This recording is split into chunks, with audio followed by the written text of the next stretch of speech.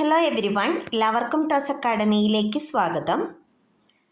ഇന്ന് toss academy എത്തിയിരിക്കുന്നത് set മാത്തമാറ്റിക്സിൻ്റെ പ്രിപ്പറേഷന് നിങ്ങളെ സഹായിക്കുന്ന ഒരു വീഡിയോയുമായിട്ടാണ്. 25 സെക്ഷൻസ് ഇൻ 25 ഡേയ്സ്, 25 ദിവസം കൊണ്ട് നമുക്ക് 25 സെക്ഷൻസ് പഠിക്കാം. ഓക്കെ, അതിൽ ഞാൻ ഡിസ്കസ് ചെയ്യാൻ പോകുന്നത് 4 പേപ്പറുകളാണ്. Real analysis, complex analysis, linear algebra, fundamental concepts. ഇതിൽ നിന്നും ഈ 4 പേപ്പറുകളിൽ നിന്നും നിങ്ങൾക്ക് പഠിക്കാവുന്ന 25 സെക്ഷൻസും അതിന് കറസ്പോണ്ടിങ് ആയിട്ട് ഓരോ പ്രോബ്ലംസും ആയിരിക്കും നമ്മൾ ഡിസ്കസ് ചെയ്യുന്നത്. പ്രോബ്ലംസിൻ്റെ ഒരു ഔട്ട്ലൈൻ എക്സ്പ്ലനേഷൻ ആയിരിക്കും തരിക. കൂടുതൽ നിങ്ങൾ ഡീറ്റെയിൽ ആയിട്ട് പഠിക്കാനായിട്ട് ശ്രദ്ധിക്കണം. ഓക്കെ, സോ നമുക്ക് ഓരോ സെക്ഷനിലോട്ടും കിടക്കാം. Then first section limit point. Limit പോയിന്റിൽ നിന്നുള്ളൊരു ക്വസ്റ്റ്യൻ നമുക്ക് പരിചയപ്പെടാം. Limit supremum and limit infimum for the sequence -1n respectively. -1 എന്ന് പറയുന്ന സീക്വൻസ് 1 -1 1 -1 അങ്ങനെ ഇങ്ങോട്ട് പോകുന്നു. ഇതിൻ്റെ ലിമിറ്റ് സുപ്രീമം എന്ന് പറയുന്നത് 1ഉം ലിമിറ്റ് ഇൻഫിമം എന്ന് പറയുന്നത് -1ഉം ആണ്. So limit supremum 1, limit infimum -1 ഇതായിരിക്കും ആൻസർ. സോ നിങ്ങൾ ലിമിറ്റ് സുപ്രീമം, ലിമിറ്റ് ഇൻഫിമം എന്ന് പറയുന്ന കൺസെപ്റ്റ് ലിമിറ്റ് പോയിന്റ്സിൻ്റേത് കൂടുതൽ ഡീറ്റെയിൽ ആയിട്ട് പഠിക്കുക. അടുത്തത് domain and range of function ആണ്. Range of the function f of x equal to mod x minus 5 by x minus 5. Okay, x not equal to 5. ഇതിൻ്റെ range എന്താണെന്നാണ് ചോദിച്ചിരിക്കുന്നത്. സോ നമുക്ക് എഫ് ഓഫ് എക്സ് എന്താണെന്ന് എഴുതി നോക്കാം. എഫ് ഓഫ് എക്സ് എന്ന് പറയുന്നത് മോഡുലസ് ഫംഗ്ഷൻ്റെ ഡെഫിനേഷൻ അനുസരിച്ച് മോഡ് എക്സ് എന്ന് പറയുന്നത് x for x greater than 0 and minus x for x less than 0 ആണ്. അതനുസരിച്ചിട്ട് നമുക്ക് mod x minus 5 by x minus 5നെ x minus 5 by x minus 5 for x greater than 5 and minus of x minus 5 divided by x minus 5 for x less than 5 എന്ന് എഴുതാം. So ഇതിൻ്റെ value എന്ന് പറയുന്നത് ഇത് 1, അതുപോലെ തന്നെ ഇത് -1. സോ 1 -1 ആയിരിക്കും നമുക്ക് റേഞ്ച് ഓഫ് ഫംഗ്ഷനിൽ വരുന്നത്. ഓക്കെ, ദെൻ അടുത്തത് തേർഡ് സ്ട്രേറ്റ് ലൈൻസ്. സ്ട്രേറ്റ് ലൈൻസിൻ്റെ ഇക്വേഷൻസ് കൂടുതൽ ഡീറ്റെയിൽ ആയിട്ട് പഠിക്കണം. ഇവിടെ തന്നിരിക്കുന്നത് if a straight line makes equal intercepts L on the axis എന്നാണ്.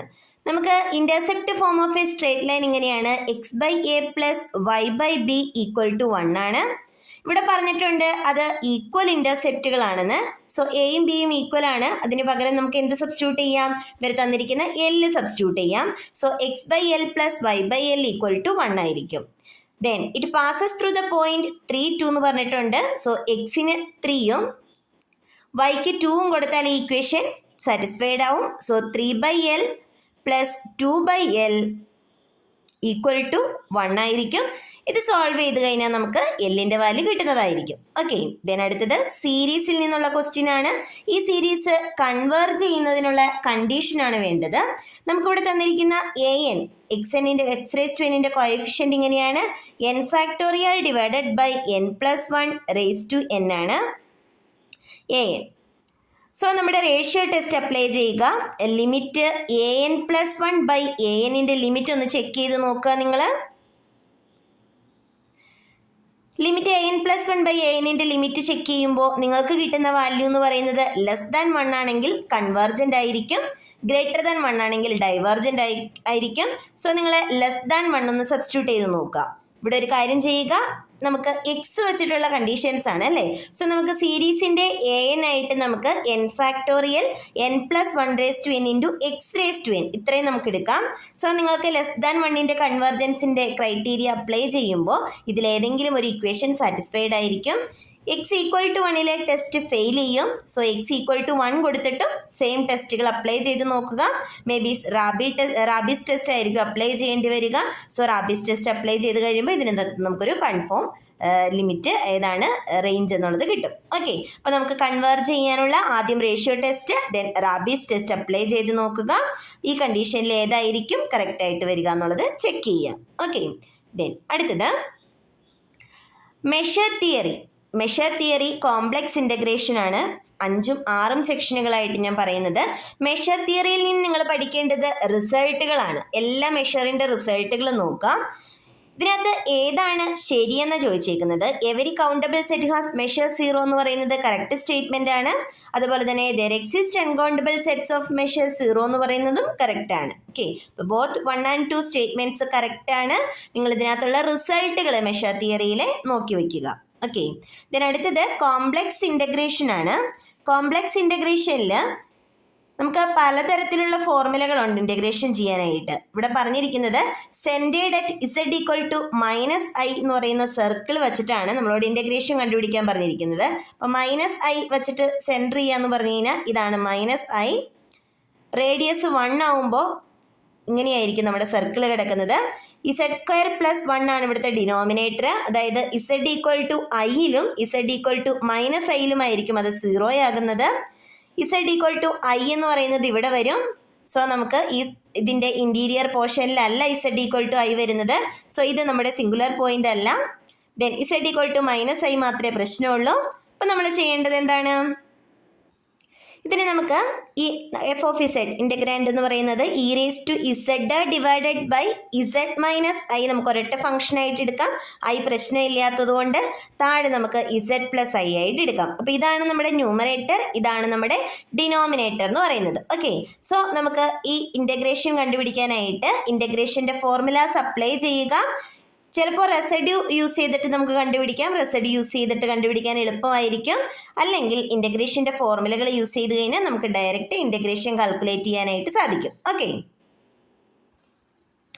ഇതിന് അടുത്ത സെക്ഷൻസ് പരിചയപ്പെടാം. മെട്രിക്സിൻ്റെ ഇൻവേഴ്സ്, അതുപോലെ തന്നെ ഡയമെൻഷൻ ഓഫ് സൊല്യൂഷൻ സ്പേസ്, ഇത് രണ്ടുമാണ് നമ്മൾ നോക്കാൻ പോകുന്നത്. മെട്രിക്സിൻ്റെ ഇൻവേഴ്സ് കണ്ടുപിടിക്കാനുള്ള ഫോർമുല എന്ന് പറയുന്നത് adj A divided by determinant A ആണ് ഇൻവേഴ്സ്. സോ ഈ മെട്രിക്സിൻ്റെ ഡിറ്റർമിനൻ്റ് ആദ്യമേ തന്നെ കണ്ടുപിടിക്കുക. അതിനുശേഷം ഇതിൻ്റെ അഡ്ജ് എ കാൽക്കുലേറ്റ് ചെയ്യാനായിട്ട് നോക്കുക. അഡ്ജ് എ എന്ന് പറയുന്നത് കോഫാക്ടർ മെട്രിക്സിൻ്റെ ട്രാൻസ്പോസ് ആണ്. 1ൻ്റെ കോഫാക്ടർ എന്ന് പറയുന്നത് ഇത് 1 1 പൊസിഷനാണ്. സോ -1⁻1 + 1 2 ഇൻറ്റു ഡിറ്റർമിനൻ്റ് ഓഫ് ഈ മെട്രിക്സിൻ്റെ ഡിറ്റർമിനൻ്റ് 1 ആണ്.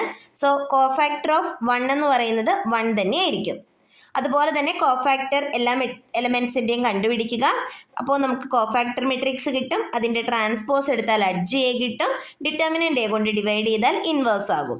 ഇതിനൊരു എളുപ്പ വഴി എന്ന് പറയുന്നത് നമ്മൾ എല്ലാ എലമെൻസിൻ്റെ ഒന്നും കണ്ടുപിടിക്കണമെന്ന് നിർബന്ധമില്ല. ഇവിടെ നോക്കുമ്പോൾ ഇതിൻ്റെ ഫസ്റ്റ് എലമെൻറ്റ് 1 ആണ്, ഇവിടെയും ഫസ്റ്റ് എലിമെന്റ് 1 ആണ്, ഇവിടെ -3 ആണ്, ഇവിടെ 0 ആണ്. സോ ഫസ്റ്റ് എലിമെന്റ് 1 ആണ് കിട്ടുന്നതെന്നുണ്ടെങ്കിൽ ഈ രണ്ട് മെട്രിക്സുകൾ നമുക്ക് എലിമിനേറ്റ് ചെയ്യാം. പിന്നെ നോക്കേണ്ടത് ഈ എലിമെന്റ് നോക്കിക്കഴിഞ്ഞാൽ ഇവിടെ -3 ആണ്, ഇവിടെ 0 ആണ്. അപ്പം അതിൽ ഏതാണ് ആൻസർ എന്ന് നോക്കിയാൽ മതി. അപ്പോൾ 2 എലമെന്റ്സ് ചെക്ക് ചെയ്താൽ മതിയാകും. എല്ലാ എലമെന്റ്സിന്റെയും കോഫാക്ടേഴ്സ് ഒന്നും നിങ്ങൾ ചെക്ക് ചെയ്യേണ്ടി വരില്ല എന്നുള്ളത് ഓർക്കുക. അതനുസരിച്ചിട്ട് പ്രോബ്ലം ചെയ്യാം. ഓക്കെ, അടുത്തത് ഡയമെൻഷൻ ഓഫ് സൊല്യൂഷൻ സ്പേസ് ആണ്.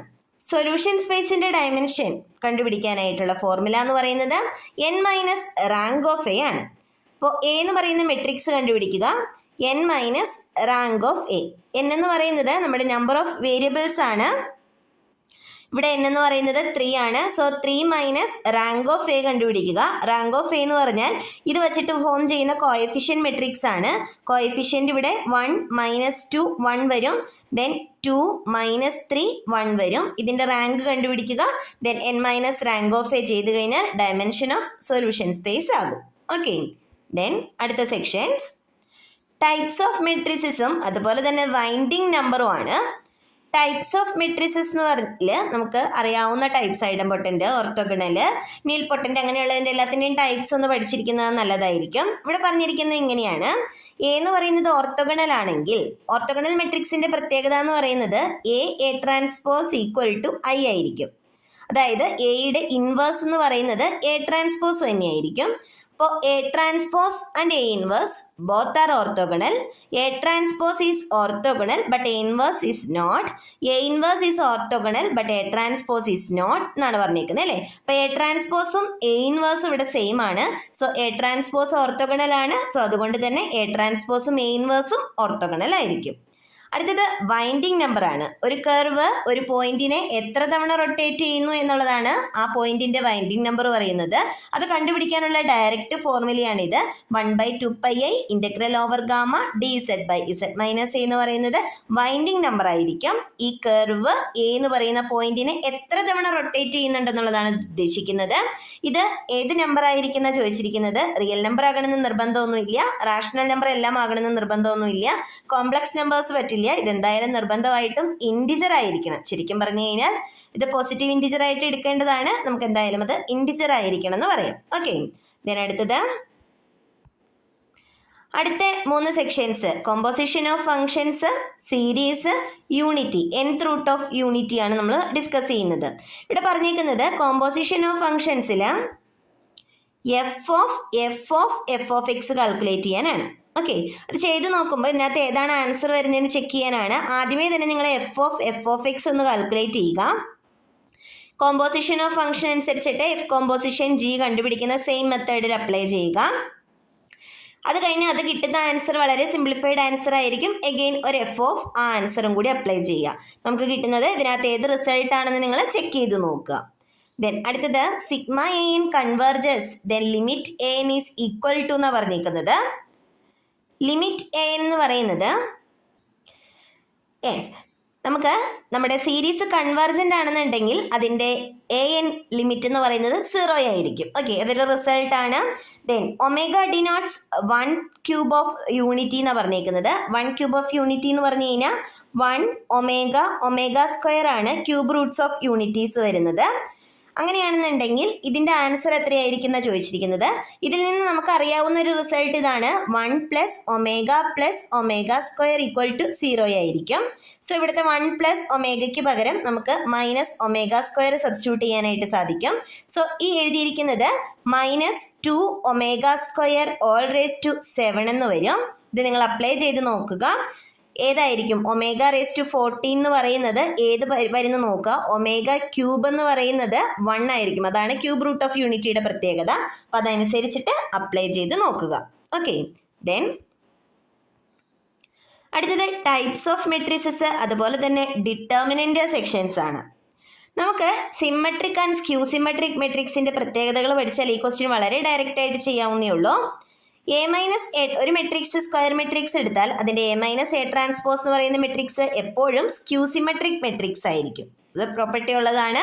അതുപോലെ തന്നെ എ മെട്രിക്സ് സിംഗുലർ ആണെങ്കിൽ എക്സിന്റെ വാല്യൂ ആണ്. സിംഗുലർ മെട്രിക്സിന്റെ പ്രത്യേകത എന്ന് പറയുന്നത് അതിന്റെ ഡിറ്റർമിനന്റ് =0 ആയിരിക്കും. സോ ഇതിന്റെ ഡിറ്റർമിനന്റ് കാൽക്കുലേറ്റ് ചെയ്ത് =0 കൊടുത്താൽ നമുക്ക് ഇതിൽ നിന്ന് എക്സിന്റെ വാല്യൂ ഡയറക്റ്റ് ആയിട്ട് കണ്ടുപിടിക്കാനായിട്ട് സാധിക്കും. വളരെ സിമ്പിൾ ക്വസ്റ്റ്യൻ ആണ് ഡിറ്റർമിനന്റിൽ നിന്ന് വന്നിരിക്കുന്നത്. ഓക്കെ, ദെൻ മിനിമൽ പോളിനോമിയൽ, അതുപോലെ തന്നെ ഇൻകൺസിസ്റ്റന്റ് സിസ്റ്റം ഓഫ് ഇക്വേഷൻസിനെ പറ്റിയാണ്. മിനിമൽ പോളിനോമിയലിന്റെ പ്രത്യേകത എന്ന് പറയുന്നത് ഏതാണോ മിനിമൽ പോളിനോമിയൽ ആ ഫംഗ്ഷനിൽ എ സബ്സ്റ്റിറ്റ്യൂട്ട് ചെയ്ത് കഴിഞ്ഞാൽ f(a) = 0 ആയിരിക്കും. അതായത് ഇവിടെ a⁻11 - a + 1 = 0 ആയിരിക്കും. നമ്മളോട് a⁴ ആണ് ചോദിച്ചിരിക്കുന്നത്. സോ ഇതിനെല്ലാത്തിനെയും ഒരു 14 വരണമെന്നുണ്ടെങ്കിൽ ഇവിടെ ഒരു 3 വരണം അല്ലേ. സോ എല്ലാത്തിനെയും ഒരു a³ വെച്ചിട്ട് മൾട്ടിപ്ലൈ ചെയ്ത് നോക്കുക. സിംപ്ലിഫൈ ചെയ്തിട്ട് ഇതിനകത്ത് ഏത് ഓപ്ഷൻ ആയിരിക്കും കറക്റ്റ് ആയിട്ട് വരിക എന്നുള്ളത് ചെക്ക് ചെയ്യുക. സിസ്റ്റം ഓഫ് ഇക്വേഷൻസിന്റെ ഇൻകൺസിസ്റ്റൻസിയാണ്. സിസ്റ്റം ഓഫ് ഇക്വേഷൻസ് കൺസിസ്റ്റന്റും ഇൻകൺസിസ്റ്റന്റും പറയുന്നത് എങ്ങനെയാണ്? റാങ്ക് ഓഫ് എയും റാങ്ക് ഓഫ് ഓഗ്മെന്റഡ് മെട്രിക്സും കാൽക്കുലേറ്റ് ചെയ്യും. ഇവിടെ ഓഗ്മെന്റഡ് മെട്രിക്സ് എന്ന് പറയുന്നത് എ എന്ന് പറയുന്നത് 1 2 2a ആണ്. ഇത്രയാണ് എ വരിക. AB ഓഗ്മെന്റഡ് മെട്രിക്സ് ആകുമ്പോൾ നമ്മുടെ റൈറ്റ് സൈഡ് 1 1 കൂടി ആഡ് ചെയ്യണം. ഇതാണ് ഓഗ്മെന്റഡ് മെട്രിക്സ്. ഇതിന്റെ റാങ്കും ഇത്രയും പോർഷന്റെ റാങ്കും റാങ്ക് ഓഫ് എയും കാൽക്കുലേറ്റ് ചെയ്യുക. അതിനുശേഷം ഇത് രണ്ടും ഈക്വൽ ആണ്. ആ ഈക്വൽ വാല്യൂ എന്ന് പറയുന്നത് = നമ്പർ ഓഫ് വേരിയബിൾസ് ആണെങ്കിൽ unique solution, less than number of variables ആണെങ്കിൽ ഇൻഫിനിറ്റ് സൊല്യൂഷൻ. ഇത് രണ്ടും ഈക്വൽ അല്ലെങ്കിൽ നോ സൊല്യൂഷൻ, അതായത് ഇൻകൺസിസ്റ്റന്റ് എന്നുള്ളതാണ്. അപ്പോൾ നമുക്ക് റാങ്ക് ഓഫ് എയും റാങ്ക് ഓഫ് എ ബിയും ഈക്വൽ അല്ല എന്നുള്ള പ്രോപ്പർട്ടി അപ്ലൈ ചെയ്യുമ്പോൾ നമുക്ക് ഇവിടുത്തെ എയുടെ വാല്യൂ കാൽക്കുലേറ്റ് ചെയ്യാനായിട്ട് സാധിക്കും. സോ എ കണ്ടുപിടിക്കുക, റാങ്ക് ഓഫ് എ ബി കണ്ടുപിടിക്കുക. റാങ്ക് ഓഫ് എയും റാങ്ക് ഓഫ് എ ബിയും ഈക്വൽ അല്ല എന്നുള്ള കൺസെപ്റ്റ് അപ്ലൈ ചെയ്യാനായിട്ട് ശ്രദ്ധിക്കുക. Okay, then next one radius of convergence, അതുപോലെ തന്നെ റാങ്ക്. റേഡിയസ് ഓഫ് കൺവെർജൻസ് കണ്ടുപിടിക്കാനുള്ള ഫോർമുല, രണ്ട് ഫോർമുലയുണ്ട്. ഒന്നില്ലെങ്കിൽ നമുക്ക് limit 1/an⁻1/n as n tends to infinity calculate ചെയ്യാം, അല്ലെങ്കിൽ ലിമിറ്റ് 1an/an+1 ഈ ഫോർമുലയും കാൽക്കുലേറ്റ് ചെയ്യാം. an ആയിട്ട് ഇവിടെ നമ്മൾ എടുക്കേണ്ടത് 2⁻n ആണ്. ഇതിൽ ഏത് ഫോർമുല കാൽക്കുലേറ്റ് ചെയ്താലും നമുക്ക് ഡയറക്റ്റ് ആയിട്ട് റേഡിയസ് ഓഫ് കൺവെർജൻസ് കിട്ടും. കിട്ടുന്ന റേഡിയസ് ഓഫ് കൺവെർജൻസ് എന്ന് പറയുന്നത് z⁻n വെച്ചിട്ടുള്ള റേഡിയസ് ഓഫ് കൺവെർജൻസ് ആയിരിക്കും. നമ്മളോട് ചോദിച്ചിരിക്കുന്നത് z⁻2n റേഡിയസ് ഓഫ് കൺവെർജൻസ് ആണ്. z⁻2n വരുമ്പോൾ നമുക്ക് കിട്ടുന്ന ആൻസറിനെ, ഇവിടെ കിട്ടുന്ന ആൻസർ 6 ആണെങ്കിൽ ഇതിന്റെ ആൻസർ എന്ന് പറയുന്നത് √6 ആയിരിക്കും എന്നുള്ളത് ശ്രദ്ധിക്കുക. ഓക്കെ, ഇതിനടുത്തത് റാങ്ക് ഓഫ് എ മെട്രിക്സ് ആണ്. Rank of a matrix calculate ചെയ്യാനായിട്ട് നിങ്ങൾ ഇതിനെ സിംപ്ലിഫൈഡ് ചെയ്യാം. റാങ്ക് ഓഫ് എ മെട്രിക്സിലെ എലമെന്ററി ഓപ്പറേഷൻസ് അപ്ലൈ ചെയ്യുക. എലമെന്ററി ഓപ്പറേഷൻസ് അപ്ലൈ ചെയ്ത് ഇതിനെ ഒരു റോ റെഡ്യൂസ്ഡ് എക്ലോൺ ഫോമിലോട്ട് മാറ്റുക. അതിനകത്ത് number of non zero rows calculate ചെയ്യുക. അങ്ങനെയാണ് നമ്മൾ ഇതിന്റെ rank of a matrix calculate ചെയ്യുന്നത്. ഓക്കെ, ഇനി ഇതിന്റെ ഫുള്ളായിട്ട് ഡിറ്റർമിനന്റ് യൂസ് ചെയ്ത് കാൽക്കുലേറ്റ് ചെയ്യുകയാണെങ്കിൽ ഫുൾ ഡിറ്റർമിനന്റ് ≠0 ആണെങ്കിൽ റാങ്ക് 3 ആയിരിക്കും. സ്ക്വയർ സബ് മെട്രിക്സുകൾ 2/2 മെട്രിക്സുകൾ എടുത്ത് അതിന്റെ ഏതിൻ്റെങ്കിലും ഡിറ്റർമിനന്റ് ആണ് ≠0 വരുന്നത്. 3/3 ഫുള്ളായിട്ട് ഡിറ്റർമിനന്റ് 0 ആണ്. 2/2 സബ് മെട്രിക്സിന്റെ ആണ് വരുന്നതെന്നുണ്ടെങ്കിൽ റാങ്ക് 2 ആയിരിക്കും, അല്ലെങ്കിൽ നമുക്ക് റാങ്ക് 1 ആയിരിക്കും എന്ന് പറയാനായിട്ട് സാധിക്കും. ഓക്കെ, അതും അപ്ലൈ ചെയ്യാവുന്നതാണ്. ദെൻ അടുത്തത് സബ്സ്പേസ്, അതുപോലെ തന്നെ ലീനിയർ ട്രാൻസ്ഫോർമേഷൻ ആണ്. സബ്സ്പേസിന്റെ ഫസ്റ്റ് ക്വസ്റ്റ്യൻ എന്ന് പറയുന്നത് ഏതാണ് സബ്സ്പേസ് എന്നാണ് ചോദിച്ചിരിക്കുന്നത് അല്ലേ. സബ്സ്പേസ് ആകാനുള്ള കണ്ടീഷൻ എന്ന് പറയുന്നത് ഇതിനകത്തുള്ള 2 വെക്ടേഴ്സ് എടുത്തു കഴിഞ്ഞാൽ, 2 വെക്ടേഴ്സ് ആൽഫ ബീറ്റയാണ് നമ്മൾ എടുക്കുന്നതെന്നുണ്ടെങ്കിൽ C⁴ എന്ന് പറയുന്ന എലമെന്റും ഈ W തന്നെ ഉള്ളതാണെങ്കിലാണ് നമ്മൾ സബ്സ്പേസ് എന്ന് പറയുള്ളൂ. ഓക്കെ, അങ്ങനെയാണെങ്കിൽ നമുക്ക് ആദ്യത്തെ എലമെന്റ് നോക്കാം. ആദ്യത്തേൽ W ഒരു എലമെന്റ് ആണ് 1 2 1. ദെൻ ഇതിനകത്ത് തന്നെയുള്ള ഒരു വേറൊരു എലമെന്റ് ആണ് x3 1 ആകണം എന്നുള്ളതാണ് അതിന്റെ പ്രോപ്പർട്ടി 2 3 1. ഈ 2 എലമെന്റ്സ് എവിടെയുണ്ട്? W അല്ലേ. പക്ഷെ ഇത് രണ്ടും സം ചെയ്താൽ എന്താ സംഭവിക്കുക? 3 5 2 ആണ്. ഇതെവിടെ ഉണ്ടാവില്ല? W ഉണ്ടാവില്ല, കാരണം ഇത് 1 അല്ല. സോ സം ചെയ്യുമ്പോൾ W ഇല്ലാത്തത് കൊണ്ട് ഇതൊരു സബ്സ്പേസ് അല്ല എന്ന് നമുക്ക് പറയാനായിട്ട് സാധിക്കും. ഓക്കെ, ദെൻ അടുത്തതിന്റെ കണ്ടീഷൻ എന്ന് പറയുന്നത് x2 > 0 ആയിരിക്കണം എന്നുള്ളതാണ്. x2 > 0 ആകുന്ന 2 എലമെന്റ്സ് എടുത്തു കഴിഞ്ഞാൽ ആ 2 എലമെന്റ്സിന്റെ C⁴ ചെയ്താലും x2 > 0 തന്നെ ആയിരിക്കുമോ എന്നുള്ളത് ചെക്ക് ചെയ്യുക. C എന്ന് പറയുന്നത് ഏത് റിയൽ നമ്പറും ആകാം. C നെഗറ്റീവ് എടുത്താൽ ആ പ്രോപ്പർട്ടി സാറ്റിസ്ഫൈഡ് അല്ലാണ്ട് വരും.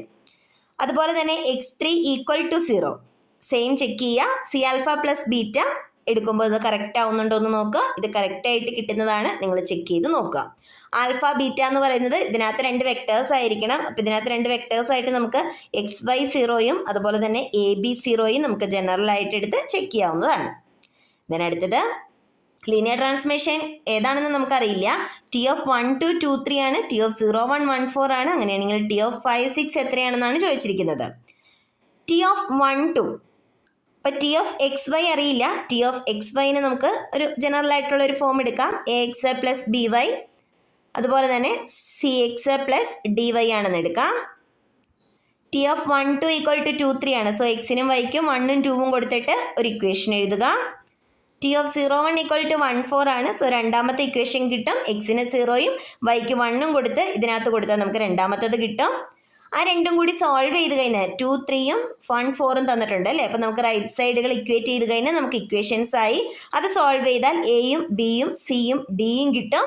അത് കിട്ടിക്കഴിഞ്ഞ് കഴിഞ്ഞാൽ നമുക്ക് T(xy) എന്താണെന്ന് മനസ്സിലാകും. ദെൻ T(5 6) എത്രയാണെന്നുള്ളത് കാൽക്കുലേറ്റ് ചെയ്യാനായിട്ട് ശ്രദ്ധിക്കുക. ഓക്കെ, അപ്പം ഇത് രണ്ടും അപ്ലൈ ചെയ്ത് T(xy) കണ്ടുപിടിക്കുക.